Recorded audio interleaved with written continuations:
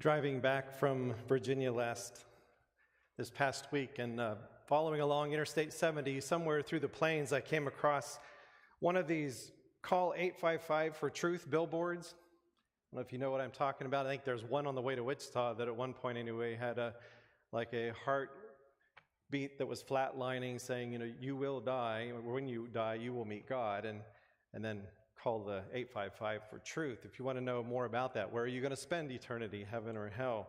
So there's a lot of different kinds of these, but there's one that I came across that caught my attention in part because it didn't say much. It just had Romans chapter 10, just the reference, Romans 10, verses 9 and 10, which was just read. So I knew it was a part of the lectionary for this Lenten Sunday. And then underneath that, it said, simple enough. Is that simple enough for you? And in case you had missed that, the Romans 10, 9, and 10, it says, if you confess with your mouth Jesus is Lord and believe in your heart that God raised him from the dead, you will be saved. For it is with your heart that you believe and are justified, and it is with your mouth that you confess and are saved. And that it's open to anyone. So simple enough? On the one hand, yeah, it is simple. It's a simple decision that each of us can make. But I've been wrestling with it ever since, thinking, is it really?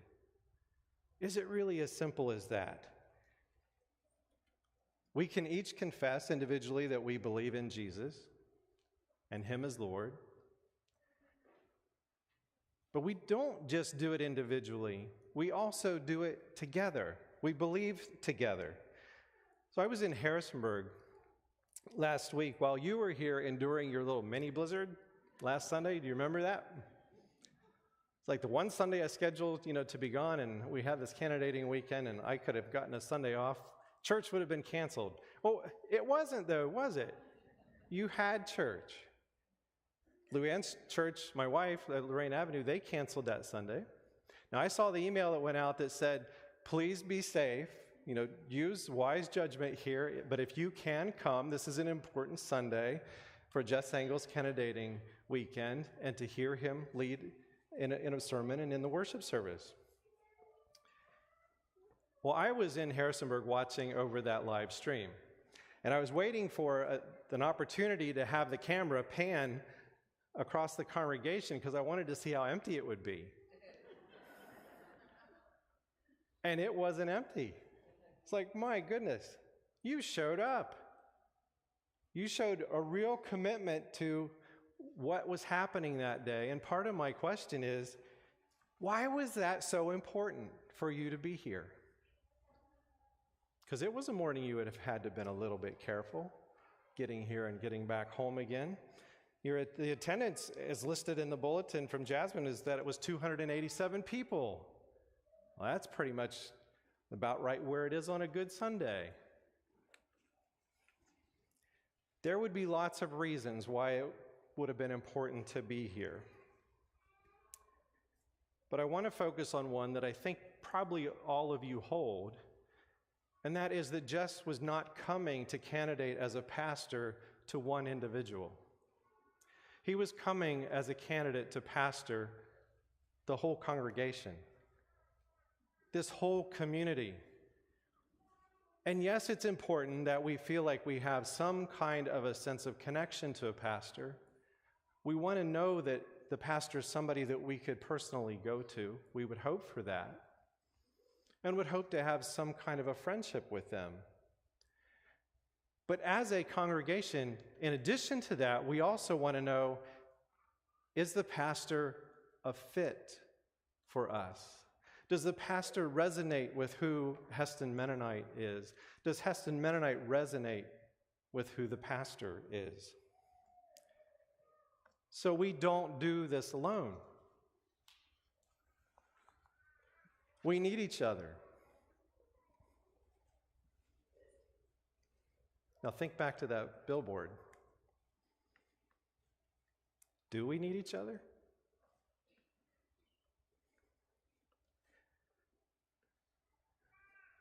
there's a way in which that question, is that simple enough for you, is kind of rhetorical, as though the answer is in the question itself. Like if you read this verse, just confess with your mouth that Jesus is Lord and you will be saved, that is amazingly simple, right? Isn't that obvious? But if Jesus is our Lord, that confession means we're going to follow him as our king, as our director, the one whom we look to and say, what do I do next, Lord? And Jesus had a few things to say about what it means to follow him, and two very simple ones. If you remember, when he was asked about what was the most important command or the commands, and he said, well, there's just two. All the law hangs on these two. Love the Lord your God with all your heart, your soul, and mind.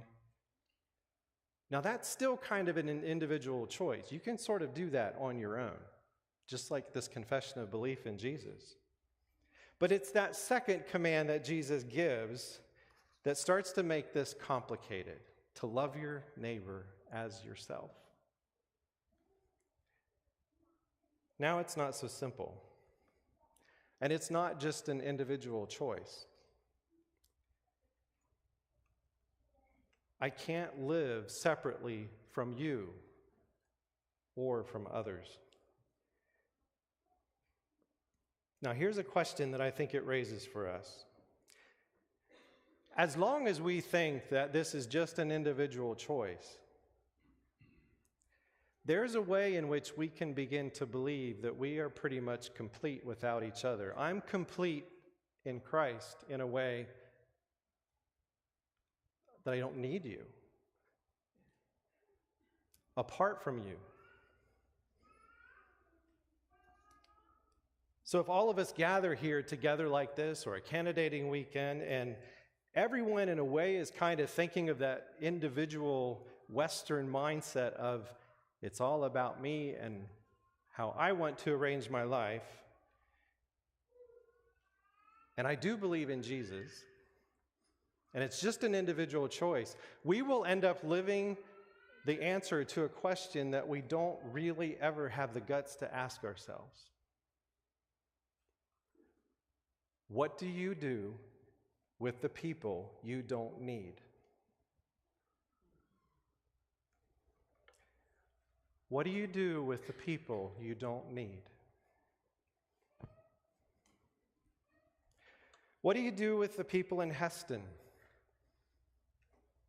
Or the people in Harvey County, or the state of Kansas, or across the United States, or across the world that we don't need?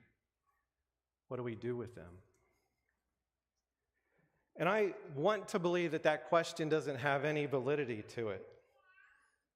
It's uncomfortable to even say it.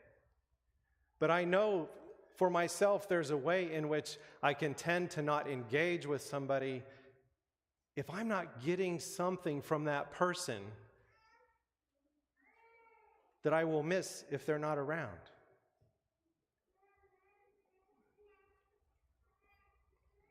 And so there can be a tendency to not really interact in an authentic way.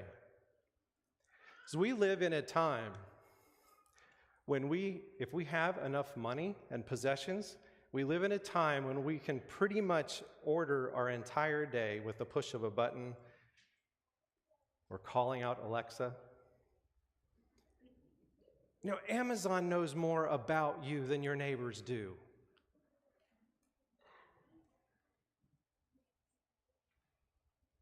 And we're to love our neighbor as ourselves. I think that Deuteronomy, this passage that was read this morning, has something to say to us and to this question. I think it challenges the very premise that I started with in even coming up with that question of what do you do with the people you don't need. This passage from Deuteronomy was written in the final days of Moses' life. It's like he was spewing out all of these instructions of what it means to be the people of God, because I'm not going to be going with you into the promised land, but you will possess that land at some point, and here is what I want to make sure you are taking with you. And part of this instruction is this passage that was read that is about celebration and thanksgiving after all they've been through, and gratitude, and an affirmation of why God is worthy of our trust, why we should put our trust in the God of Abraham. And it's basically saying, when you get there and you get settled, I mean, stability was not something that these people had known. When you get settled and you reap the harvest from the land, remember that you only possess it because of God's faithfulness to you and God's faithfulness to the promise that God has made on behalf of God's people. And so they were to bring this basket forward that would contain their offering of a portion of the first fruits of the harvest. And again, if you've been somewhere long enough to plant a crop and reap a harvest, that says something about stability that they had not known before.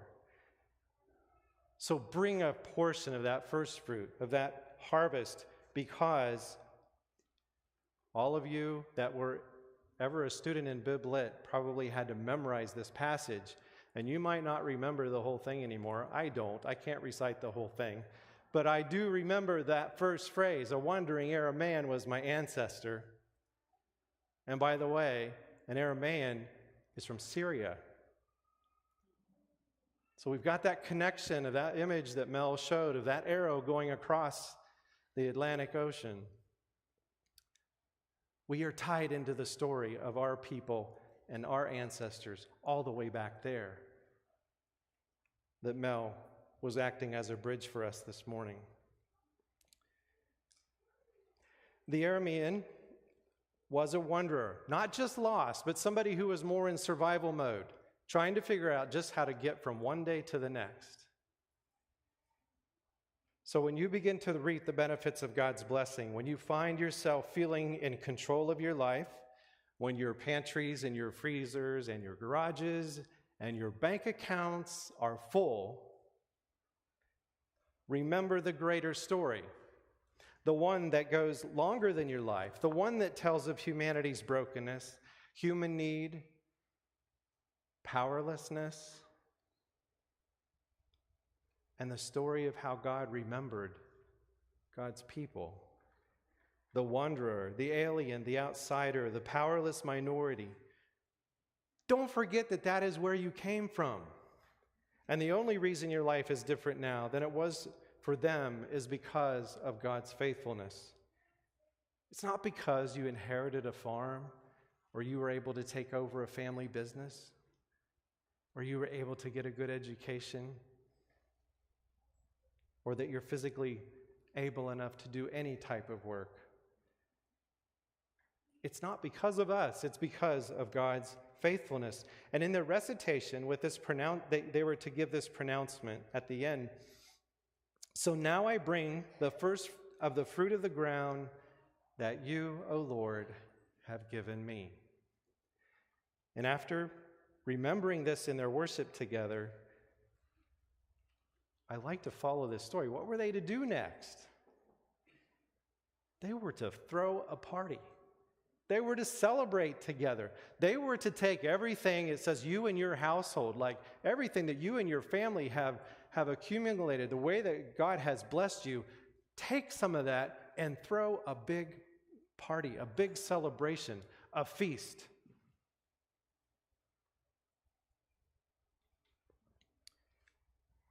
But in that last verse of this passage, there's a little phrase in there that's really easy to miss.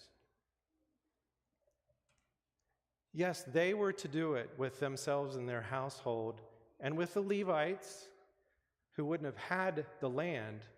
They weren't a part of that land ownership like the rest of the tribes. They were supposed to be invited in. And who else? The aliens among you.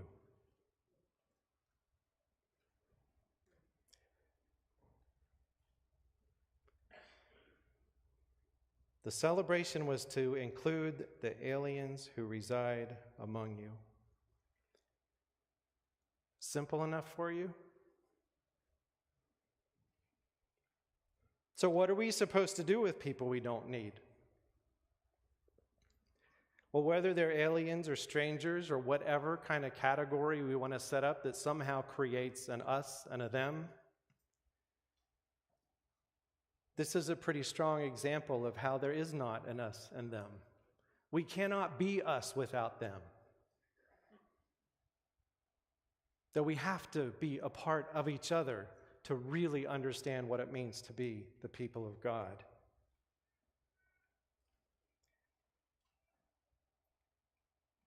So it kind of undercuts that premise of my question of what do we do with people we don't need?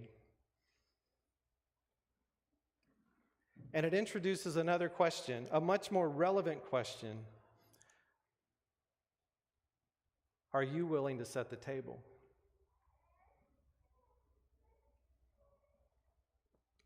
In our conversations as a worship commission and then as an elder team, as we continue to process this Lenten season and plan for this, we know that a lot of times Lent is about focusing on what we might give up so that we can concentrate more on God and how God fills that blessed hunger.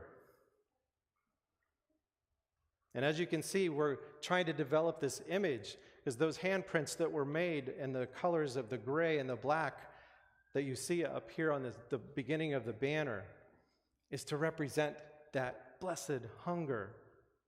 When we have that emptiness and we want to have it filled. It's part of the focus of Lent. And sometimes we might give up coffee or we give up chocolate or something over the period of Lent as a way of disciplining ourselves to try and focus more on God. But what we would like to encourage the congregation in is to focus more on, if I give something up, does that open up an opportunity to give something to someone else? Can we use this time to begin creating the holy feast that's on the right-hand side of that image in just very small acts? Because it doesn't have to be anything big. You see all those handprints up there are one small human handprint, just one after another. Very, very small things that you put that together and it becomes something really beautiful. One handprint at a time. And it can be as simple as pulling up a chair to the table, setting another place, and inviting somebody to join you. I had that happen to me at the Perk. One of the groups of you that gets together there I forget which day it was, but you have your regular days. And I came through there thinking I would just get a quick coffee. And I had a chair pulled up. Robert, would you like to join us? That's what I'm talking about. And you're giving up your private conversation to have the pastor sit with you and hear what you're talking about. But that's kind of what I mean. What can you give up so it can create an opportunity for something new? Some type of hospitality. Let me give you another example. What if you gave up your seat in worship and served in the nursery to watch the children so the parents could sit in your seat and just enjoy being here, and you can be back there and tolerate Robert's long sermons? What if you gave up your place in line when you know you have some extra time for somebody that might appear to be in more of a hurry than you are? What if you're cooking out on your back deck or your private patio? What if you move that to the street and the sidewalk and did a cookout for your neighbors or a block party? Now that's a little bigger. I know that one's a little tougher to do. But it's that whole idea of what can we give up to make space for some kind of hospitality, invitation to someone else where we can build together a holy feast. What might you give up so you can make an offer of hospitality to someone else? If we live with this question, are we willing to set the table? Is that simple enough for you?